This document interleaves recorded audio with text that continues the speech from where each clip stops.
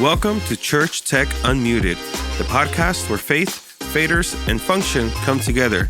I'm your host, Felix Aguirre, founder of Faith Tech Pros. Whether you're mixing front of house, managing live streams, or training volunteers, this show brings you real-world advice, tech tips, and stories to help you serve with clarity and confidence. Let's dive in. Welcome back to Church Tech Unmuted, where faith meets faders and tech meets ministry. Once again, I'm your host, Felix Aguirre from Faith Tech Pros, and today we're going deeper than cables, consoles, and even compression. This episode is called Beyond the Booth because today we're talking about the non-technical tech struggles, the relational, emotional, and leadership side of church production that most people outside of the booth never see. Let's jump in. First point I want to talk about today is volunteer burnout and being the quote-unquote only one. The Reddit threads that I searched are just full of this one. For example, one of the comments I saw read, "I'm the only person who runs sound and I'm there every single Sunday." Tech burnout isn't always about workload. It's about consistency without rest. There's many reasons why this can happen. Top three that I could think of is, number one, no backup team. Number two, leadership underestimates complexity. And number three, guilt about asking for time off. I know I've been guilty of all of these three, and it's very common, from someone who has worked on staff at a church in a tech position. These are very common, and not even for the staff people, but even for the volunteers, especially on the smaller churches that don't have a formal quote-unquote staff, and it's just a team of volunteers that run the tech booth or run all tech in church. All of these can happen. I think that communication in this case is very important. Like, for example, some of the fixes that I thought of this would be, number one, to talk to leadership before burnout hits, present a rotation plan, not just a complaint. You don't want to make it seem like you're complaining about the privilege that it is to serve in the tech ministry, because at the end of the day, it is a privilege that we have that the Lord uses. The Lord doesn't have to use us, but he chooses to use us. It's a privilege to be able to do this, whether you are on a volunteer basis or on staff. It's still a privilege. It's not just a job or a hobby or something you have to do. It's something that we get to do. And, presenting to leadership a rotation plan, would be a good idea, not just to complain about it, tell them, hey, that we currently have these many tech guys. What do you think about starting a rotation between the tech guys? That way, there's no burnout there. We are honoring people's time. People have their family time. People have work outside of church. It's a good idea to have those rotations, especially in bigger churches that have more of these volunteers, more of these people that are willing to serve and have the gift to serve as well. In order to do those rotations, we have to train some people. We have to maybe put out on the bulletin, who is interested in serving in tech team, who has experience in serving a tech team and is interested, train people, whether it be, doing the broadcast mix or being on cams or, being on front of house, being on monitor mix. If you have that, train people in these different positions, cross-train them in order to be able to have a rotation on these positions so that the main team doesn't get burnt out of these. Another one, is to make sure that you schedule your time off. Everybody needs a time of rest and reset. If you don't work at church and you have your 40 hours a week elsewhere and you serve at church, it's okay to take a Sunday off here and there, or a Wednesday or a Friday, whenever you have services. Take the day off here and there, to spend time with the family, spend time sitting in as well, receiving the word. It's important for us to sit in and receive the word as well, not just work every time and serve every time. So it's really important, take that Sunday, here and there, whether it be with the family, sitting at church, just take the time so that you don't burn out. Real talk, the booth should not be a prison. I've heard the phrase being said, Sabbaths aren't just for pastors. We get to have our time off as well. I know sometimes it might feel like we're guilty of doing that, that we're taking time off of the Lord, but it's not like that. The Lord understands. You have to have that communication, that trust with the Lord, that it's okay to take this time off. It's okay to take time to reflect, sit in, and be in tune with what the Lord has for you. The second point I want to talk about is miscommunication and last minute surprises. This is an actual quote from a forum I saw. I found out during service that we were doing a baby dedication, a live video feed, and switching worship leaders. Does that sound familiar? We've all been there. There'll be a sudden baby dedication, or this speaker, he's not feeling too well, we're going to have someone else speak, or the guest speaker couldn't make it today, Pastor so-and-so will teach. There's going to be these last minute things, and it's really important to have this communication. And a lot of the causes, well, at least 3 causes of why these last minute things happen and these frustrations happen is, number one, there's no shared plan between the team. So there's no, for example, planning center online between the team, something to keep everybody on track.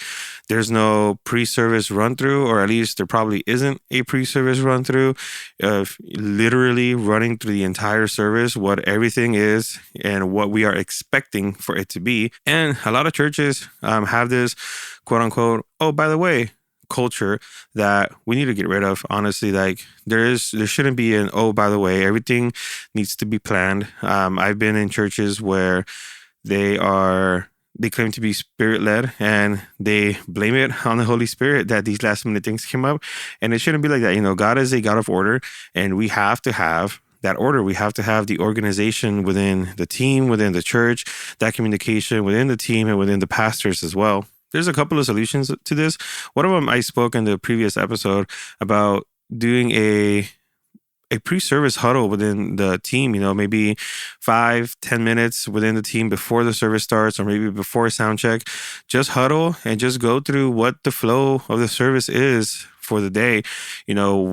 Who is starting, who is opening, how many songs, who is doing announcements, who's teaching, if there's any songs at the end, if there's any transitions, anything like that. It's good to have that time before the service to go through it all with the team so everybody is on the same page. With that said, it's a good idea to use some sort of sheet or organization tool such as Planning Center. If you don't want to spend the money on Planning Center, or if the church can't right now, or if you don't have it and it's not set up or whatever it may be, you could also even use Google Docs or a Word document just to keep everything in order. As a tech director, you can go through Word, build out the document for the week, maybe set up a template or something, and just plug in things, like who is opening service, who's doing the first song, who's doing the second song, who's doing the third song, who's doing announcements, and so forth, and then print that out, present it to the team, and just let them know, hey, this is the flow of service today. Maybe put a sheet backstage, or put a sheet in the front of house booth, put a sheet in the broadcast or in the control room where the cameras, or wherever, put a sheet wherever there's team members so that everybody knows what's going on that day. And honestly, I'd recommend talking to the church or maybe looking into Planning Center. Planning Center is a great tool that I've used for a couple of years. My current church, we use it, and it's great. It keeps everybody on track, keeps everybody where they're supposed to be. There's less surprises with Planning Center, and we love it. And honestly, sometimes you just have to create a boundary. You just have to be honest, communicate with leadership, and say something, along the lines of, if it's not on the run sheet, or if it's not on Planning Center, or if it's not on the schedule, then it'll have to wait a little bit. Don't just straight up say no, because then it makes it seem like you don't want to do it, or you're not being flexible, or, you're just being defiant, especially to not make a bad impression. You don't want them to think like you're being defiant when you're really not. You might just be overwhelmed. There might be a lot of things going on, and then this gets thrown on you and you just jump and you say no, or, you look a little bit flustered. Just try to be calm, try to be collected and just be honest. Hey, there's a lot of things right now. It's currently not on the schedule, but I'll see what I could do. Let me get to that. Give me 1 second. Something along those lines. It's not really about being rigid. It's about preserving mental space so that you can serve well. Your mental health is important. If we are not healthy, if we are not in a correct mental space, then we can't give all our best to the Lord, because at the end of the day, we are serving the Lord. Everything that we do is to serve Him, to glorify Him. And if we're not in that space, we're feeling overwhelmed, we might not be doing things right. We might not be doing things to our fullest capacity. So there has to be that communication, that time of reflection. You have to have that good mental space so you could serve well. Another point I want to talk about, and I'm all too familiar with this one, is when you're asked to use gear that you don't trust. I did some research on the forums again, and I saw this quote that caught my eye. It says, "They made me use a wireless mic that's been cutting out for months, and of course, it cut out mid-sermon." Churches love holding on to gears like it's sacred, but as tech servants, we know better. We know what is going on with the gear. We know what needs to be repaired or replaced. And sometimes that's really hard to communicate to the church, especially to churches with a tighter budget, that can't just be spending all willy-nilly. They just like to hold on to as many things as possible. I've been to a lot of churches where a lot of the gear is super outdated and they continue to make it work, and I've been there too. I've been in a small church where we had gear. It wasn't the best gear. It was outdated, but we had to make it work because the church didn't have the funds to purchase new stuff, or it was too expensive, or, the funds needed to be used something else, whatever it may be. But, there has to be that communication to leadership that the gear is just not working anymore. A good way to handle it is to present the failure risk clearly. Use phrases like, "This mic has a 60% failure rate based on our past 3 uses." You can offer a solution like, "We can replace it with XYZ for under $200, or we can get it repaired for under this amount of money." If they still want to risk it and not want to go with either repairing or replacing, document the recommendation and do your best to mitigate damage. Swap out batteries, do a range check, have a backup handheld nearby. Try to, like I said, make it work. Unfortunately, sometimes that will be the first option that the church will present. Just try to make work with what we have. I know that all too well. And it sucks because sometimes the gear will fail and they're going to blame you. They're going to look at you. People are going to turn around at the booth to see what happened. And, they're going to ask you later, "Hey, what happened with the mic?" And, you're going to have the same conversation again. And you're going to keep having these conversations so that they realize that it's not your fault, that you are at the mercy of the quality of the gear that you have at the church. The bottom line, you have to advocate for reliability. You're not being negative. You're just protecting the message. You're just trying to make sure that the gospel is spread. You're just trying to give your best to serve the Lord. The fourth point I want to talk about today is internal conflict and uninvited interventions. A quote from the forums here says, "Someone from the board walked up to the booth during worship and started moving faders without asking." Now, let's pause. That's not just rude. That is a trust breakdown. That is something that needs to be talked about. Like, why is this person, not necessarily a board member, but this person in this leadership position going into the booth and starting to move fader and starting to press buttons without asking the people who know how to do it, asking the people who are there working to make a change that they want, to swap a slide, to lower this microphone, to bring down these keys. There has to be that communication and that trust. A couple of ways to handle it is to calmly set expectations. Like I said, communicate, tell whoever this person is, feel free to give me feedback after service, but in the moment, I need to focus on consistency. You could also involve leadership if needed. Tech roles should have boundaries, just like any other ministry, and document what happened, especially if it continues. This is about authority, not ego. Your booth is a ministry post. You have to treat it with integrity and expect others to do the same.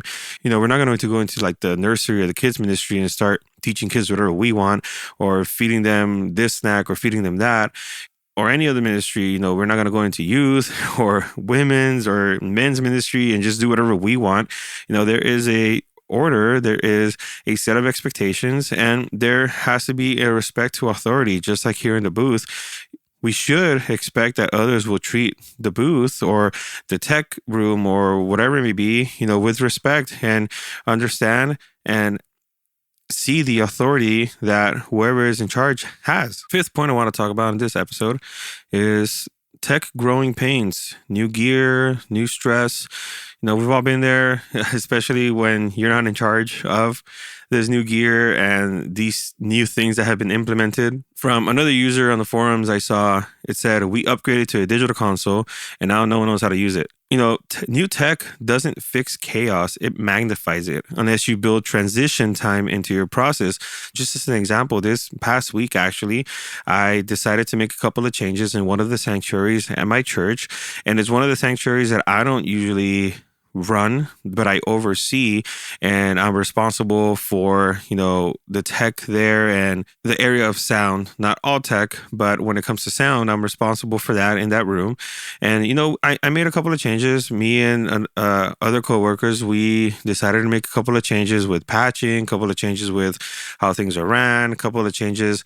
Of course, I had a plan, I had a document of everything that I wanted to do, everything that needed to be done in that room. And at the end, I documented what I did in the room, what got changed, what got moved, anything new that is in the room.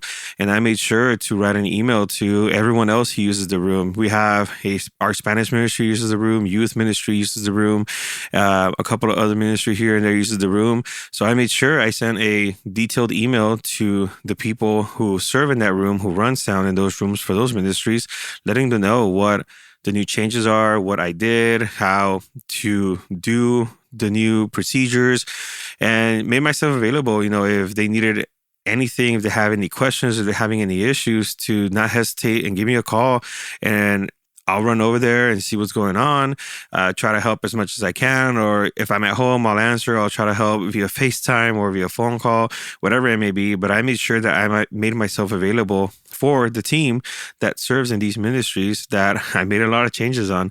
Something that I want to do with them at some point is to schedule some time during the week or during the weekend where we could sit and I could train them on new changes that have been made, or train them how to do things better from stuff that I've heard, or just answer any questions, whatever they need, just to do my best so that they can serve their best as well. One important thing to do when you have new tech, not just in a room where other people use it, but a room where you use it, is to make sure to label everything and create presets. Labeling everything is important, just like I was talking about in my last episode, and I'm sure I'm going to talk about it a lot in future episodes. Making sure you have everything labeled is super important, whether it be cables or DI boxes, even power cords. Everything should be labeled just to make it easier on you, on other volunteers who are serving, on everyone who is using the gear in the room. For example, let's say you have something plugged in to channel 5 and there's another event during the week, and someone else that's not you, someone else is running this event, and they take that cable and they plug it into channel 3. And they forget to plug it back into channel 5 at the end of the event because, again, memory will fail you. It wasn't labeled. So they just grabbed this cable from channel 5, plug it on number 3, didn't make a note of it. And then when they did their final check, they saw a cable plugged into channel 3 that didn't have a label. So maybe they assumed, that's right, that's where that cable goes, because so much stuff happened and they forgot to move it back, or they forgot that they originally moved the cable, whatever it may be. Now you come Sunday morning and you don't have signal on number 5. You're trying to figure out what is going on. And after you've done all your research, all your line tracing, you see that there's nothing plugged in on number 5. And now you're trying to figure out, where did that cable go? And now you have to go get a new cable, patch it. A lot of this would have been resolved if at the end, at the head of the cable, there was a label that said channel 5 or number 5 or whatever. That way the person who had the event and moved the cable knows that cable belongs at number 5 and shouldn't be moved from number 5, or at least being put back at number 5. And you could have easily seen that when you went to go check if something was plugged on number 5. If you saw a cable on 3 that had a label for number 5 on it, you know that it's not in the right spot, it's in the wrong spot. So now you could patch that into number 5. That's just a quick example of, I don't even know if that made sense or anything, but it makes sense in my head. But that's just a quick example of, having everything labeled, having cables, DIs labeled, so that way everything is consistent. So you gave the same cable to the acoustic guitar player every week, the same DI, the same microphone. That way everything stays consistent and there are no surprises, there are no changes, and it's an easy flow. That leads me into also creating presets, by using the same DI, the same cable, same microphone is a way of creating a preset, because this same person is getting the same equipment each time and there's less chance of error, less chance of confusion. Same way as it, create a preset on the board. I was talking earlier about the changes I made in the room. I had one of the guys that helped me make a scene that had all the new channels on it with the new EQ, new processing, new changes that we made, saved it to a new scene. We titled it New Patching, and we communicated in that email to the people that serve in that room to use that new scene and override their old scene because of all the changes we made. That way, everything is more consistent across the ministries and everyone who uses the room. Same thing if you were to get new gear that you use for yourself, create yourself a preset. Get your channels dialed in, how you want it set up, your EQ, whatever it may be, and just save a preset, save it on the board, save it on the flash drive on your computer, wherever it may be. That way you have it so that you're able to recall it for any new scenes, or you're able to send it to volunteers that use the room so that they could create their own scenes and build off of them, especially if your routing is complex. You have the routing saved on that scene. You have any P16s or monitoring system routing saved on that scene, and try to, eliminate headaches for other people or for yourself later in the future. Just create a preset of the main scene, the main service. That way, everybody could be on the same page and everything is consistent.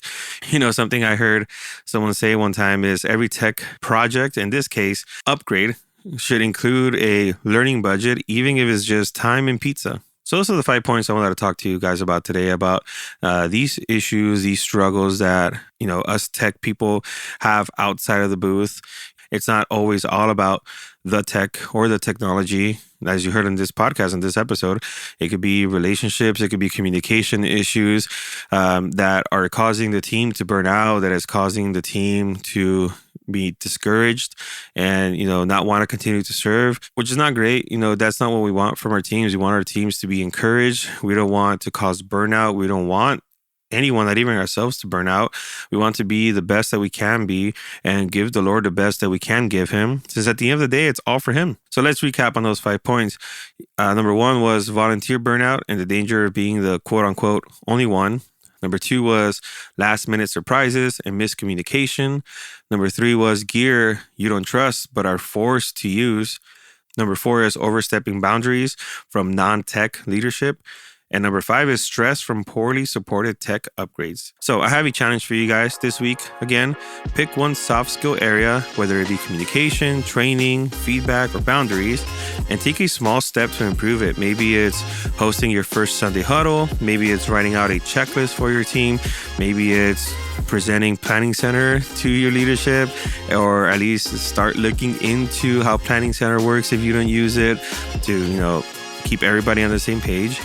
And again, if your church needs help with systems, trainings, or even rewiring the way your booth culture works, that's what we do here at Faith Tech Pros. If you found any of this useful, if your church could use some tech help, you have some questions that I can answer, that I could be a help of, visit www.faithtechpros.com for a consultation. Talk to me. Let's talk.